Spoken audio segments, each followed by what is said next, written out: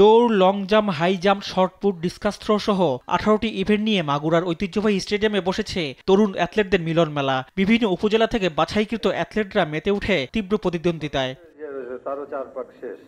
তেমন কোনো সুযোগ সুবিধা না থাকা সত্ত্বেও নিজ নিজ নৈপুণ্য প্রদর্শনে তাদের কোনো কমতি ছিল না। সুযোগ সুবিধা পেলে জাতীয় পর্যায়ে ভূমিকা রাখবেন বলে আশা এ সকল অ্যাথলেটদের। আমার মাগুরাতে কোনো প্রশিক্ষণ দেওয়ার মতো কেউ নাই, যার কারণে আবার দিতে সমস্যা হয় এবং বেশিরভাগ সময়ই কোচ ছাড়া খেলার কারণে হেরে যায়। তো আমাদের যদি নিয়মিত অ্যাথলেটিক্সের খেলা হয় তাহলে আমরা অনুপ্রাণিত হই, আমরা নিয়মিত খেলতে পারি। আমাদের ওখানে অনেক ভালো ভালো প্লেয়ার আছে, কিন্তু তাদের তৈরি করার মতো তেমন মাঠ প্রশিক্ষণ কোনো কিছুই তেমন নাই। মাগুরা থেকে যদি আমাদের ন্যাশনালের এই প্র্যাকটিসটা থাকতো বা ক্যাম্পিং থাকতো তাহলে আমরা ভবিষ্যতে আরো ভালো করতাম, আরো উচ্চ পর্যায়ে যাওয়ার চেষ্টা করতাম। স্থানীয় ক্রীড়া সংগঠকদের মতে প্রতিটি প্রতিষ্ঠানে নিয়মিত অ্যাথলেটিক্স চর্চা ছড়িয়ে দিতে পারলে ক্রীড়াঙ্গনে আলো ছড়াবে অ্যাথলেটরা।